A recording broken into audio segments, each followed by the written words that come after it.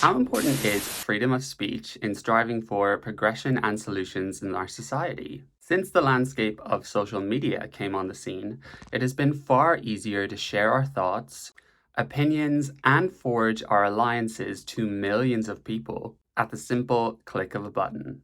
And what's more, once something is out there, there is a new digital footprint to be preserved for potentially all time. And with cancel culture literally destroying lives, we ask the question, what does true progression look like? Keep watching to get my thoughts, as well as a few tips for how you can prioritize the value of freedom of speech in your life. Hi everyone, it is Jack. I'm back for another video. I've been making content on my physical and mental health journey, as well as some political issues. I'm testing the waters at the moment. We're going to see what direction this goes in, but today, very excited to talk about this topic.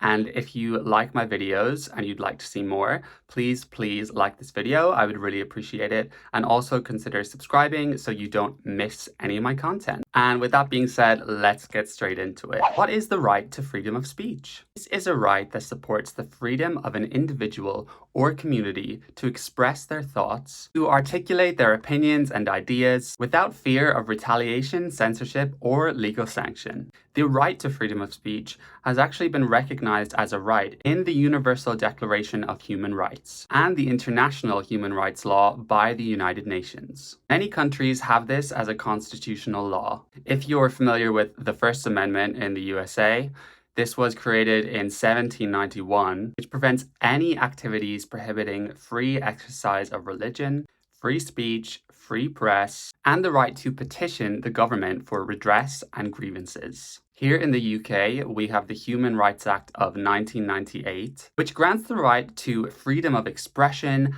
and freedom to hold opinions.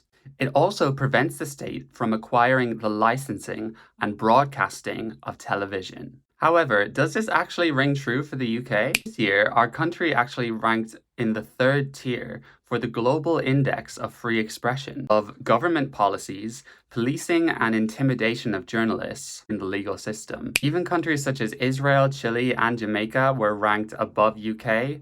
So if we're only ranked as partly open, what is actually going on? Are we being fed misinformation? Is our society in favor of censorship and intimidation? How do I know what is real and what is not? Am I real? Are you? Let's talk about why we need freedom of speech. Well, the right to freedom of speech is exactly the reason why I am sitting here right now talking to you. It is why I feel safe to express my ideas and opinions without fear of losing my job, because some of these things may actually happen. And I would be lying if I said that by putting some of this out there, there isn't a part of me that is a little bit nervous. I think you'd be hard-pressed looking at my content to find anything that's obscenely controversial or hateful. But the reality is, I know some people will choose to see it that way, and I can't control that. I would rather live in a world where I can be honest about some of this stuff. Freedom of speech is not just about me talking to you. It also includes my right to accessing information of truth, to prevent censorship and control over what I should and shouldn't say, and actually know. Freedom of speech does actually have some limitations in the UK. These include stating lies as blatant facts, motivating others to undertake acts of violence, and also hate speech. The US has arguably even looser rights to freedom of speech, where even forms of hate speech are protected. This may seem odd at first, but I guess when we refer to hate speech, this has now become more of a subjective term. Someone could view what I say as hate speech because they hate it. It doesn't necessarily mean it's hate speech. And also, there are people with very strong religious views that come from a good place. They have good intentions. Someone could see some of their opinions as hate speech. Don't get me wrong, I don't condone violence in any regard, but if someone does have a religion that they strongly believe in and they are respectful, then I see no problem in why they can't express themselves. And ultimately, if we want society to move forward in whatever way that is, we should have the right to express this peacefully. And if you ever want to win someone over to your side and get them to understand your point of view, your opinion, adopt your ideology, how can also adopting behaviours such as deplatforming, cancelling, and avoiding information which may contradict your arguments help this goal? And what if you're so polarised in your convictions that you're actually wrong? When it comes to the UK, Sure, we must be better than places like China and Russia, where references to liberal democracy and speaking out against the government are censored and suppressed by extremist laws. They have the ability to spread misinformation and put spins on a narrative that suits their political agenda, as well as banning the right to accessing certain social media sites such as Instagram, Facebook, and WhatsApp. And when it comes to problems with freedom of speech in Western society, what exactly are we looking at? Well, one case is clearly in employment. So, freedom of speech in the workplace, UK, can be a difficult subject. One of the rights we enjoy in Britain is the right to freedom of expression without getting punished, although this is not an unlimited right and can be subject to restrictions where appropriate. Freedom of speech at work is a different matter, as correctness and professionalism are integral to a business running successfully. As a result, free speech at work can be subject to rules that don't operate elsewhere in our daily lives. Okay, so when initially reading this, it sounds pretty reasonable, right? I mean, if I was working somewhere and someone was blatantly homophobic to me, was calling me slurs, I would want my company to hold them accountable and to prioritize my values as an employee of that company. However, the ambiguity around these rules leaves a sort of chasm and a free-for-all area for companies to decide, well, if you say something that's against our values, then we must shut it down, or perhaps you could be fired. So how far are companies going to take this? Are we looking at people's political views? Can we go to someone's social media, which they enjoy in their time outside of work, and penalize them for that? You can see how we're getting into a gray area here. One example in recent history where things went very wrong was in the case of Maya Foster, who used to work for the Centre for Global Development, an equality think tank. In March 2019, she publicly opposed a potential update to the UK's Gender Recognition Act that would have allowed people to self-identify their gender without having undergone any medical procedures. She took her former employer to court, contending that her consultancy agreement with the centre came to an end after she expressed her view that sex is immutable. A judge ruled that the language used by Miss Foster violated the dignity of transgender people. He said her language was intimidating, hostile, degrading, humiliating, and offensive. I think it's so strange to me how this was able to happen. I mean, for one thing, saying that biological sex is immutable is reality.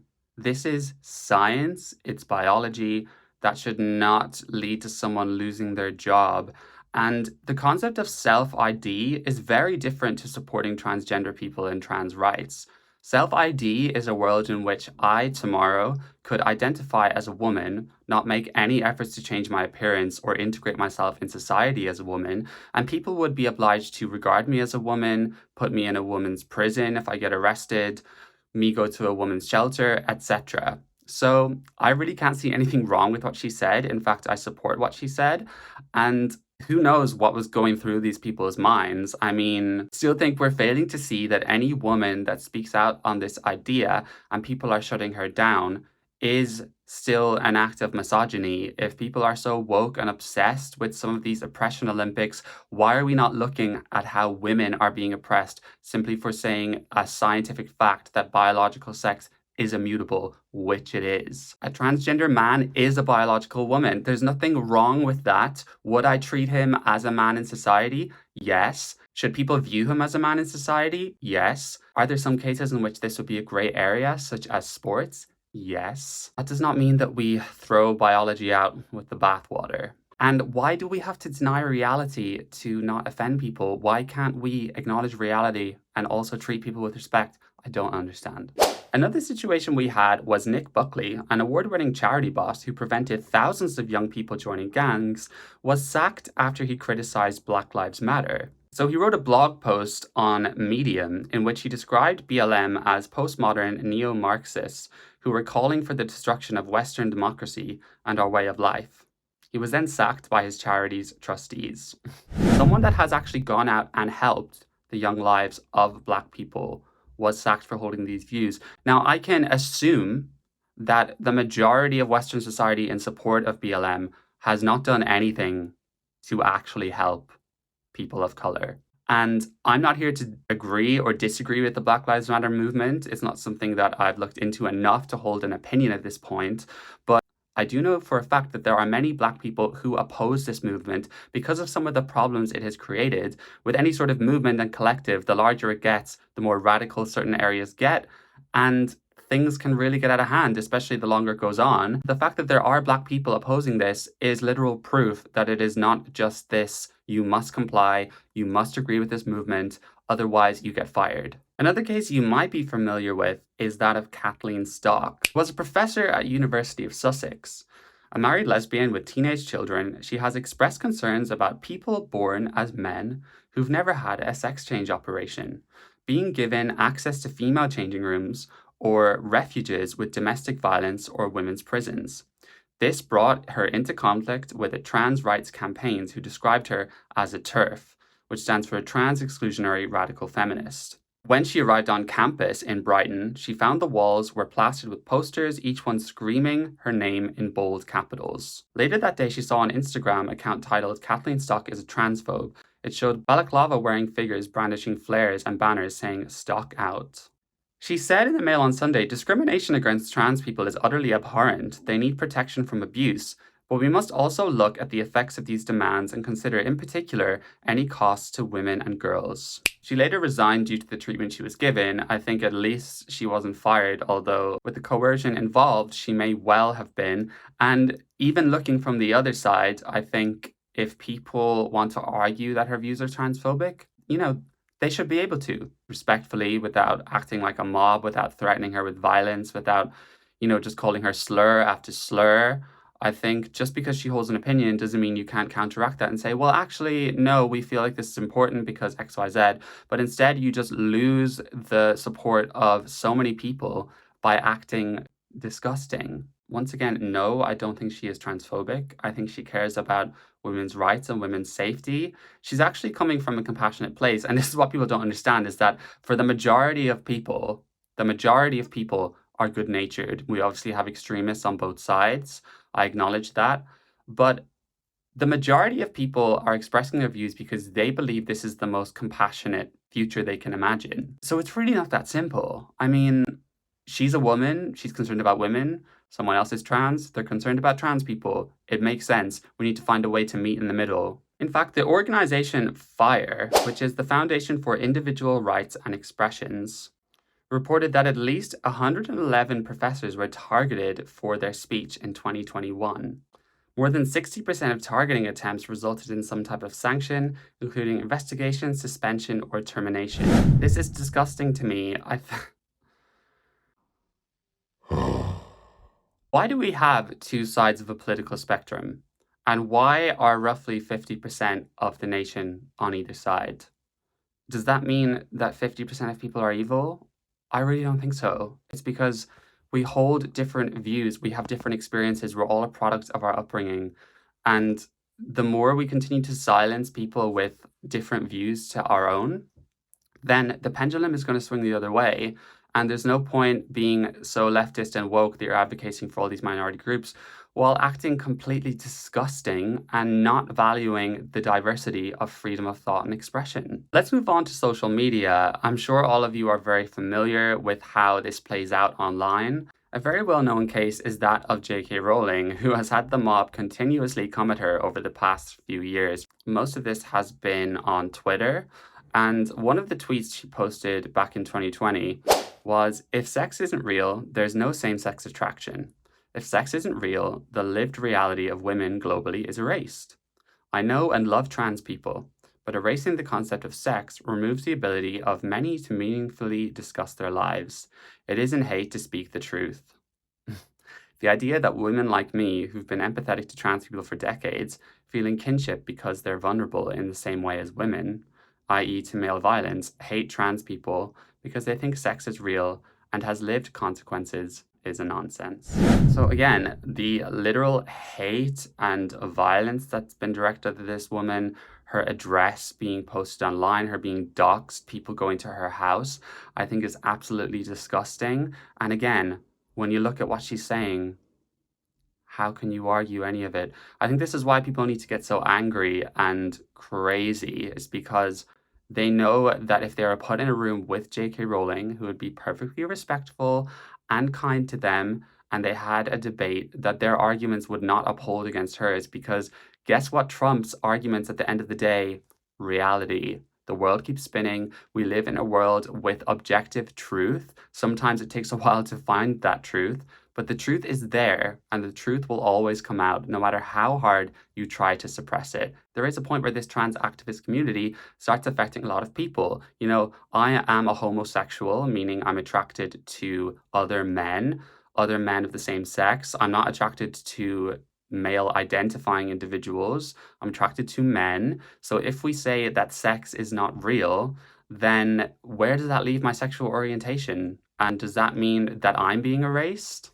And one of the obvious problems with social media is that of the algorithm. One of the days when we used to scroll through Instagram and we would just see a timeline of what was most recently posted. Now every platform feeds us a continuous loop of the materials we like to engage in, where the majority of the people you're watching think exactly like you and hold the exact same opinions as you. And TikTok, in particular, has been terrible for this. And think of all the young people going on these apps who are not necessarily old enough to understand the complexities of society. When you're young, the world revolves around you, and I think that's absolutely fine. Things are me, me, me. But when you're online and being fed certain narratives, I think that really affects how you're being shaped as an individual. You don't learn the concept of being tolerant, of being rational, of trying to hear the other side of the argument. And ultimately, I think it is damaging the lives of our future generations. Do we see any progression in this? Well, you may be familiar with the recent changes to Twitter, or X,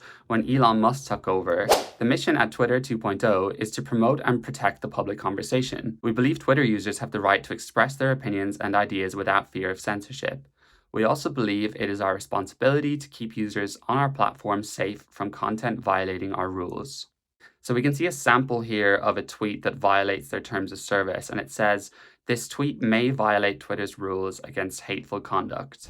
So that is their kind of workaround. Instead of just banning these people and deleting their tweets, it is something that we can choose to look at, or we can see it marked as potentially hateful and then decide to go on our way. I think people would much rather click on it and then get really mad about it. Do you?